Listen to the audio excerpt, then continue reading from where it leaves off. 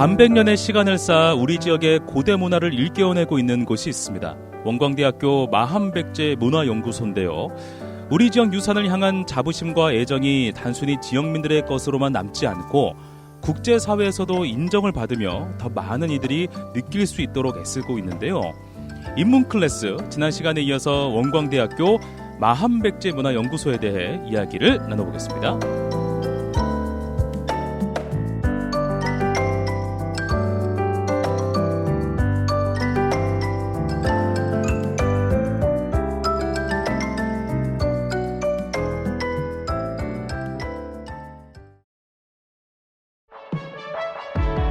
원광대학교 HK플러스 지역인문학센터와 함께하는 우리 주변의 살아있는 이야기를 쉽고 다양하게 즐기는 인문 클래스. 오늘은 지난주에 이어서 원광대학교 마한백제 문화연구소 문희화 교수님과 함께하겠습니다. 안녕하세요, 교수님. 반갑습니다. 안녕하세요. 원광대학교 마한백제 문화연구소에서 일하고 있는 문희화입니다. 반갑습니다. 네. 교수님, 지난주에 마한백제 문화연구소가 1973년 연구소 설립 이후 50년을 지나오면서 해오신 일과 또 연구소에 도움을 주셨던 분들에 대해서 저희가 설명을 들었잖아요. 이번 주에는 또 어떤 소개 말씀을 해주실지 궁금하네요. 네, 맞습니다. 지난주에는 저희 연구소가 힘을 쏟고 있는 분야가 문화유적 조사를 통한 지역문화 정체성 규명 작업, 네. 그리고 시민들께서 지역문화, 역사문화 관심을 더 가질 수 있도록 문화유산 활용, 네. 내지는 아카데미, 체험 프로그램을 진행하고 있다는 말씀을 드렸고요. 네네. 지난 50년 시간 쪽에서 도움을 주셨던 국립문화재연구소 김정기 박사님이나 네. 일본의 히라오카 청봉학원 이사장님, 그리고 연구소를 30년 동안 이끌어오셨던 김삼룡 소장님 등등에 대해서 말씀드렸었습니다. 네네. 근데 이번 주에는 연구소가 해왔던 활동 중에서 시민들께서 이것만은 꼭 알아주셨으면 좋겠다 하는 일들에 대해서 네네. 바꾸어서 말씀드리면 매우 연구소로서는 보람이 있었던 일들에 대해서 조금 말씀드리려고 합니다. 알겠습니다. 자, 이제 본격적으로 저희가 이야기를 시작해 볼 텐데요. 제가 알기로는 그 연구소의 주요 연구 업무는 문화유적 조사라고 알고 있는데, 그럼 이 부분부터 말씀해 주시면 어떨까 싶습니다. 연구소의 문화유적 조사라면 그 첫 번째 조사가 1974년 미륵사지 발굴 조사라고 들었는데, 문화유적 조사는 어떤 과정을 거쳐서 이루어지는가, 네. 이게 궁금하네요. 네, 맞습니다. 문화유적 조사의 꽃은 고고학자들이 하고 있는 발굴 조사라고 할 수 있습니다. 네. 근데 제가 고고학을 전공하는 사람은 아니거든요. 그래서 자세하게 말씀드릴 수는 없습니다. 네. 다만 좀 간단하게만 먼저 말씀드려 보면은 문화유적 조사라고 하는 것은 두 종류에서 이루어져요. 네네. 어떤 경우냐면 하나는 정말로 그 문화유적 조사가 학술적으로 얼마나 가치 있는가 하는 학술 조사고요. 네. 그다음에 다른 하나는 매장 문화재가 있는 곳이거나 또는 아파트, 도로 건설 이런 것들이 이루어질 때, 그것도 3만 제곱미터 네. 대규모 개발 행위가 이루어질 때 사전에 땅 속에 있을지 모르는 문화유적에 대해서 조사를 해라, 이런 법이 있거든요. 그렇군요. 그래서 그것에 의해서 이루어지는 구제 발굴이라는 게 있어요. 네네. 예를 들면 미륵사지 같은 경우는 그 순수 학술 목적 조사고요. 네. 익산 산업단지 조사가 있거든요. 네네. 그거 조성할 때 이루어지는 뭐 발굴조사 같은 경우는 구제 발굴이라고 할 수가 있는 거죠. 그렇군요. 근데 그 발굴조사를 할 때는 그것을 하기 전에 예. 우선 지표조사, 그다음에 시굴조사, 네네. 이렇게 좀 단계가 여러 단계가 있어요. 그래서 어떤 지표조사라고 하는 조사들일까요? 것은 그냥 지 표면에 문화유산 같은 것이 있는가라고 하는 것을 보는데, 보통은 땅 위에 네. 있는 뭐 톡이라든지 이런 것들을 수습해서 네. 그 가능성을 체크하는 거고요. 예. 이제 그것이 확인되면 그 다음에는 시굴조사.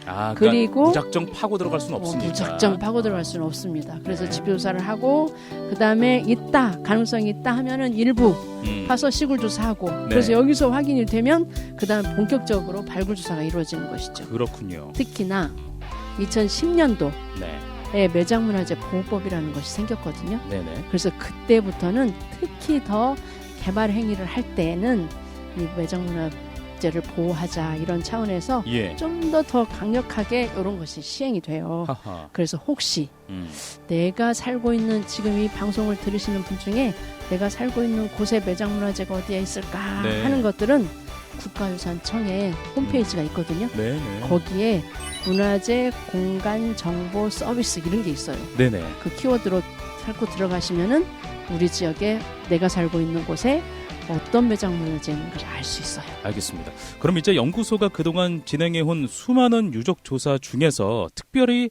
의미가 있다거나 또는 중요하다고 생각되는 유적이 있다면 말씀해 주시면 어떤 조사들이 있었는지 네. 알 수 있을 것 같은데요. 연구소는 약 지난 50년 동안에 한 100여 군데 발굴조사를 했거든요. 네네. 전라북도 일원 전체. 네. 뭐 고창도 있고 전주도 있고 부안도 있고 무주도 있고 네네. 있는데 그중에 가장 중요하게 생각할 수 있는 것은 쌍능이에요. 익산 그렇죠. 쌍능 조사. 그렇죠. 그렇죠. 네.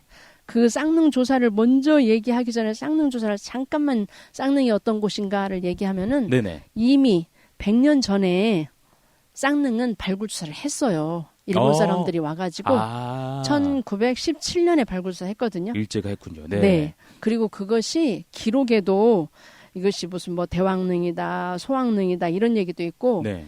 그다음에 무광왕이다, 왕비등이다 이런 얘기가 있어요. 근데 일본 사람들이 와서 이걸 조사하고 나서는 이게 무광 만왕릉이 아니고 백제의 능이구나, 백제왕릉이구나라고 하는 것을 밝혔어요. 그렇군요. 그래서 옛날에는 마한시대의 능이라고 했던 것이 이제는 백제왕릉이다라고 하는 것이 일본 사람들에서 밝혀졌죠. 네.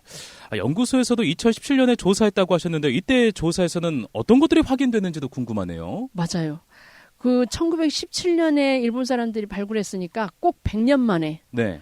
2017년에 조사를 했거든요. 네. 그것만 해도 참 저는 기적 같은 일이라고 할 수가 있는데 네. 특히 이때 가장 강조할 수 있는 것이 2018년에 대왕릉에서 인골이 나왔어요. 허허. 네, 뼈가 나온 거죠. 그렇죠. 그 뼈를 이제 이게 굴식 돌방 무덤이라고 하는 무덤이에요. 네네. 그러니까 이게 완전히 돌로 아주 기가 막히게 정교하게 쌓았기 때문에 여기에서 뭐 조그만 거 하나도 다 가지고 다 수습해서 나올 수 있는 거였기 때문에 네. 마백연구소가 조사하러 들어갈 때는 아마 일본 사람들이 다 가지고 나와서 아무것도 없을 것이다 라고 생각했어요. 네네. 근데 들어가서 보니까 어. 조그마한 상자가 있었어요. 허허. 그리고 그 상자 안에 예. 인골이 있었던 것이죠. 근데 그 인골을 말하자면 일본 사람들이 발굴사를 할 때 인골 많은 상자를 만들어 가지고 넣어놓고 예. 문을 닫고 나온 거죠. 그것을 우리 연구소가 가서 수습해 내온 거죠. 와. 그리고 그것을 카톨릭대학교 의과대학에다 의뢰를 했더니 예. 이게 백제 남성이었던 거예요. 와. 이 백제 남성에 대해서 조금만 더 설명해 주시면 어떻겠습니까? 네. 그 상자 안에는 102개의 뼈 조각이 있었거든요. 예. 근데 그것을 카톨릭대에서 분석을 하니까 한 사람 뼈였어요. 그리고 여러 사람 뼈가 아니라 네, 여러 사람, 한 사람 뼈. 근데 이게 목발뼈, 넙다리뼈 이런 뼈를 분석했거든요. 예. 그랬더니 이 사람이 남자. 그 다음에 160에서 171cm. 그 다음에 한 5, 60대의 노년. 그런 것도 알 수 있어요? 네. 네네. 현대 과학이 그렇게 기가 막히졌어요. 대단합니다. 그 다음에 사망 시점이 620년에서부터 659년. 와, 그런 것도? 네. 와. 그래서 이 시기에 이렇게 굴식 돌방 무덤이라고 하는 그런 무덤에 붙일 수 있는 임금이 누구냐를 조사해서 들어가 봤더니 600년에서 641년에 익산에서 나라를 다스렸던 무왕이 있었다. 그래서 결국 예. 이 무왕이라고 이제 전문가들은 거의 199%는 확실하게 얘기하고 있습니다. 근데 네. 삼국사기에도 네네. 기록에도 무왕이 풍채가 크다, 허허. 호방하다, 기상이 걸출했다 네. 이런 얘기가 있어서 170cm 되는 상남자 포스 이것을 인골이 보여주고 있다라고 얘기할 수도 있습니다. 그렇군요. 네, 알겠습니다. 교수님 말씀을 듣고 보니까 한 지역의 정체성을 규명하는 결정적 단서를 준다는 점에서 이 발굴 조사가 정말 중요한 작업이구나라는 것을 네. 새삼 알게 됐습니다. 연구소에서 진행했던 조사 중에서 이와 비슷한 사례가 또 있을까요? 또 하나를 더 든다면 예. 익산 지역은 아니거든요. 네네. 익산 지역은 아닌데 2009년에 네, 어디죠? 마백연구소가 고창 조사를 했어요. 고창? 네. 박물관이랑 뭐 그쵸. 고인돌 이런 것들이 굉장히 많은 그쵸. 곳이기도 하잖아요. 그 고인돌 박물관 옆에 있는 데 정도예요. 네네. 고인돌 봉덕리 1호분이라고 하거든요. 네네. 아산면에 있는데요. 그래서 저희 같이 고고학을 모르는 사람은 가서 보면은 그냥 자그마한 동산이에요. 예. 동산인데 전문가들이 가서 보니까 이거는 능이다, 무덤이다. 라고 하는 것을. 그리고 옛날부터 여기가 쌍나발등이라고 했어요. 능이 네. 이렇게 있는 거죠. 네네. 그래서 이것이 고창군에서 이거 고분을 좀 보존 정비하자. 이렇게 해서 저희 연구소에서 4기 중에서 한 기를 발굴했거든요. 네네. 근데 그 무덤이 실제로 파보니까 무덤 크기가 63m.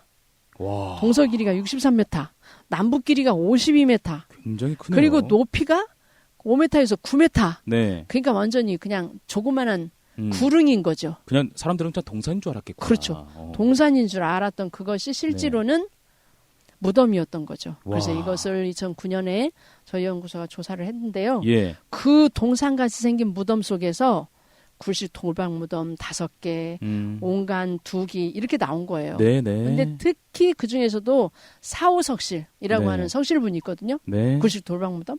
그게 있는데 거기에서 그거는 아무도 손을 대지 않은 우리가 흔히 얘기하는 뭐 그런 손대지 않은 무덤인 거예요. 네네. 훼손되지 않은. 네. 그래서 그것을 처음으로 연구소가 열고 연구소에서 열었더니 거기에 금동 신발, 아, 그게 금동 신발이었어요? 네. 아. 금동 귀걸이, 와. 중국제 청자, 화살통 7기 이런 유물들이 나온 거예요. 대단하다. 그래서 이 무덤이 적어도 5세기 예. 지금부터 거의 한 1500년 되죠? 와. 1500년 전 네. 이 근방에 있었던 힘께나 쓰는 세력이 있는 귀족 세력, 네. 이 사람의 무덤이구나라고 하는 것을 알게 된 거예요. 그러니까 그렇군요. 무덤 하나 발굴이 고창 지역이 어떤 곳인가라고 하는 것을 알게 됐고, 그래서 네. 실제로 이 봉동리 1호분이 2015년에는 사적으로 지정됐어요. 맞아요. 그리고 네. 금동신발은 네. 우리나라에서 딱 2점이 나주에 있는 금동신발하고 이 고창에서 나온 금동신발 딱 2점이 네. 보물로 지정됐어요. 와. 그러니까 이렇게 그 발굴이라고 하는 것이 얼마나 중요한 것이나 네. 하는 것을 알 수 있게 된 거죠. 아니, 익산 쌍루도 그렇고 네. 고창 봉덕리 1호분도 그렇고 교수님 말씀을 듣다 보니까 이 문화유적 조사가 지역의 정체성을 찾아내는데 정말 중요한 역할을 하고 있구나라는 생각이 더욱더 들게 됩니다. 이렇게 지역문화유산의 가치를 알리는 데 노력을 하고 계시는데요. 좀 더 많은 이야기를 한번 나눠보면 좋을 것 같습니다. 네, 맞아요.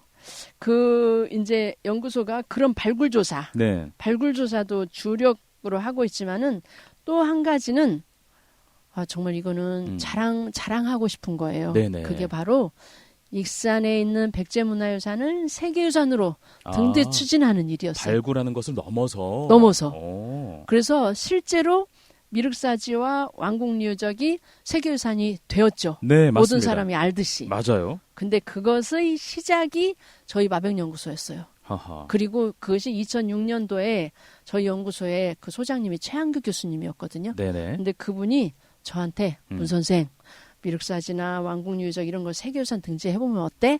이렇게 하셨거든요. 네네.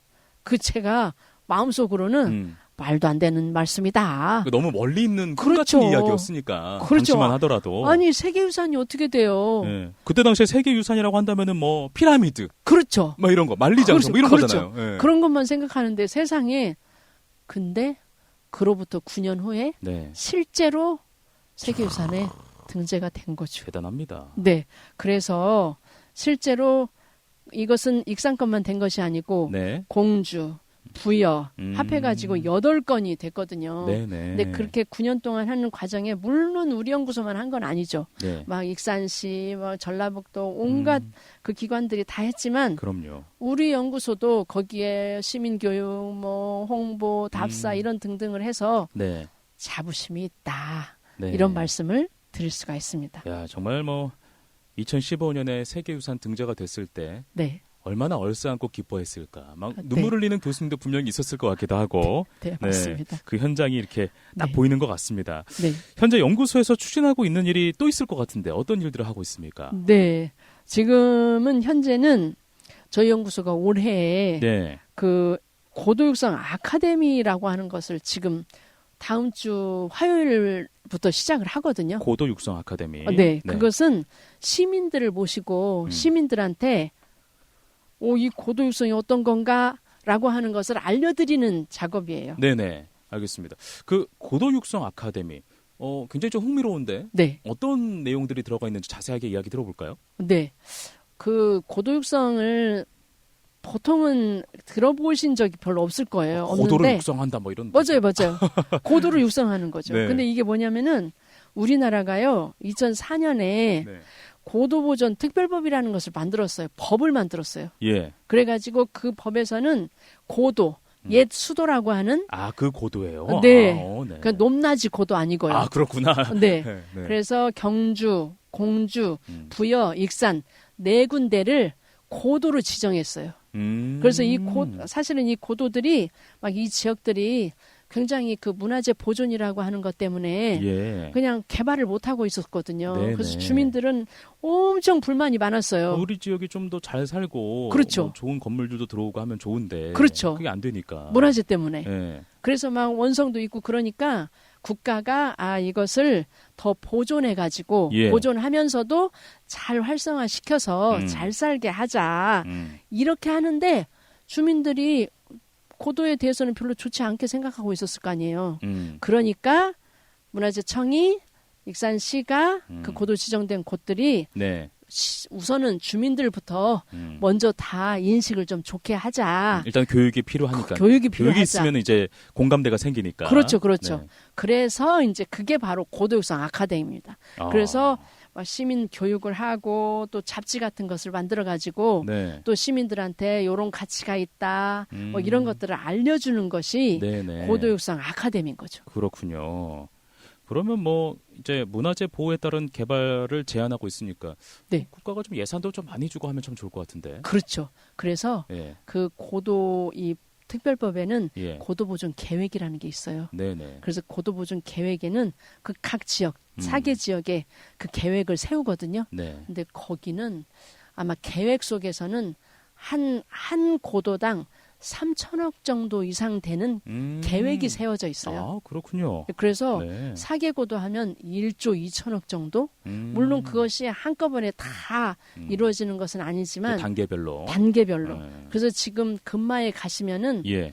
무슨 뭐 한옥 이주단지 예. 아니면은 무슨 뭐 세계유산 탐방 거점센터 지금 그런 것들이 생기고 있거든요. 네네. 그런 것도 바로 이 고도 육성, 고도 보존 이런 차원에서 이루어지고 있는 것이라고 할 수 있죠. 알겠습니다. 아카데미가 올해부터 시작된 건 아니고 2011년부터 시작이 됐고 네. 그렇다면 이제 꽤나 오래된 아카데미입니다. 네. 처음 시행했을 때와 지금의 어떤 차이가 있다면 어떤 차이 있죠. 면에서 차이가 좀 있다고 생각하십니까? 차이가 많죠. 예. 제일 큰 차이는요. 사실은 저가 2011년 할 때부터 고도 아카데미에 참여하고 있었거든요. 네네. 근데 그때는 그 고도 지구로 지정된 금마에서만 했어요. 네네. 금마에서만 했는데 금마 주민들만 모시고 했는데 그때는 정말 아무도 이거를 적극적으로 관심을 갖지 않아요. 그래서 심지어는 저희가 그거를 아카데미 교육생을 모집하기 위해서 주민자치위원회 회의, 원래 회의 네네. 거기에 가가지고 저희가 이거 참여해 주십시오 막 이렇게 했거든요. 예. 근데 심지어는 거기에 오시는 이장님들조차도 이게 뭐 이게 중요한 거야. 이거 우리 고도를 이렇게 다 망쳐놨는데 이렇게 얘기할 정도로 네. 반대하셨던 것들이에요. 그래요. 근데 점차 그 중에 주민 몇 분은 이거 우리 꼭 해야 돼. 이렇게 해서 살려야 돼. 이렇게 하셨었거든요. 네. 그렇게 애를 먹었던 것이 네. 올해 저희 마백연구소에서 이제 시작한다고 했잖아요. 그런데 올해에는 미리 전화 주셔요. 작년에 받으셨던 분들이 네. 그 고도 아카데미 언제 시작하는 거야? 또 받고 싶다. 나 또 가고 싶은데 어떻게 해? 그래가지고 심지어는 그 첫날 네네. 모집 첫날에 네.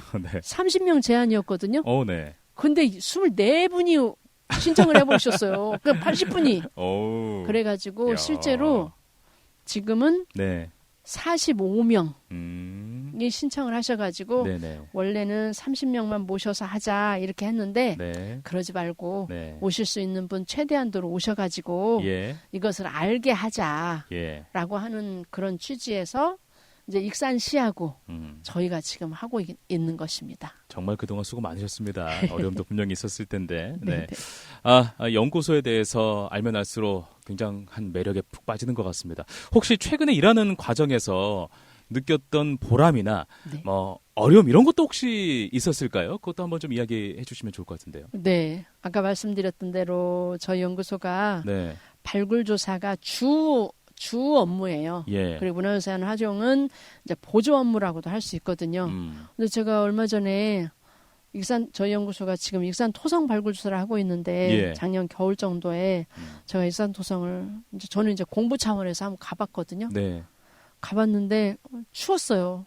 그 야외에서 발굴 조사하시는 분들은 여름, 네. 겨울에 엄청 고생하시더라고요. 네. 연구원들이 거기에서 그 유물을 막 수습한다고 어허이고. 이렇게 그 유물 하나하나 찾고 있는데 예. 막 그 정말로 저거를 내가 내 아들 같으면은 저걸 꼭 시켜야 할까 할 정도로 마음이 짜네.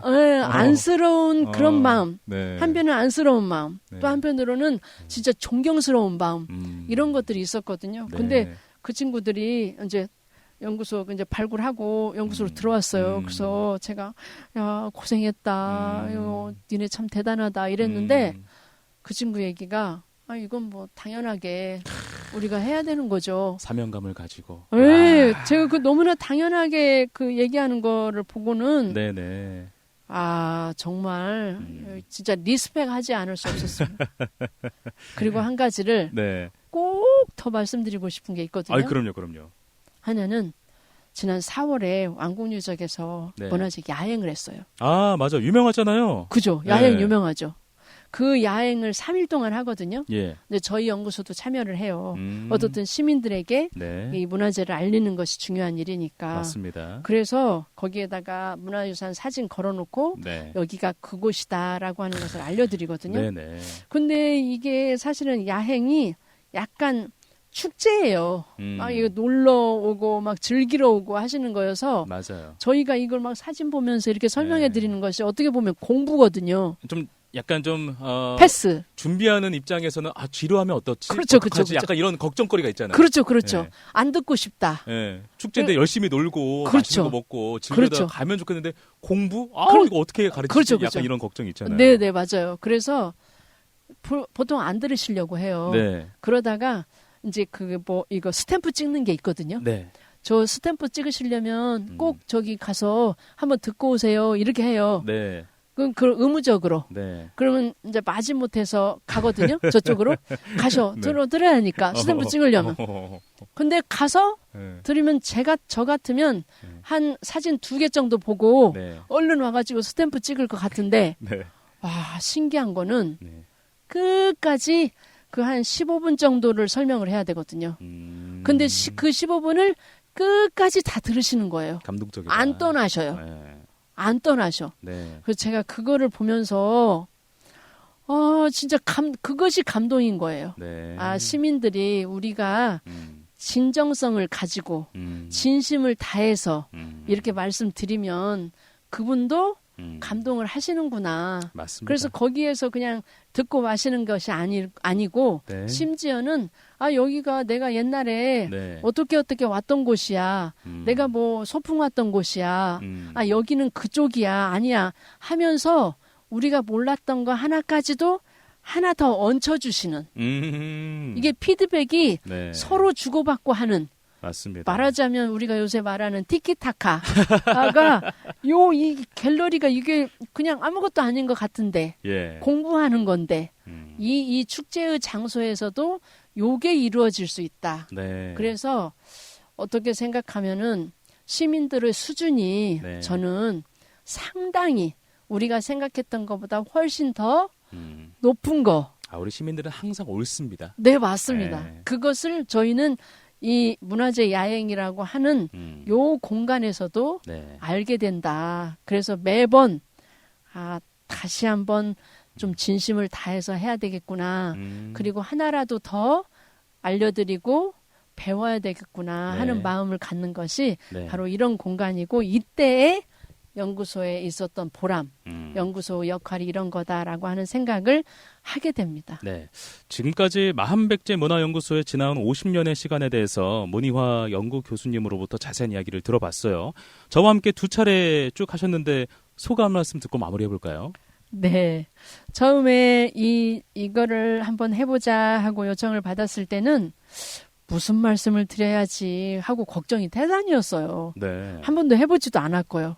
그런데 진행자님께서 너무 편하게 아유, 잘 이끌어 주셔가지고 과찬이십니다. 네. 네, 무사히 잘 마쳤습니다. 그리고 한 가지는 마백연구소가 50년이 되었는데 네. 지역사회에서 이렇게 시민들과 함께 50년 동안 나이 먹어 가는 연구소가 그리 많지 않거든요.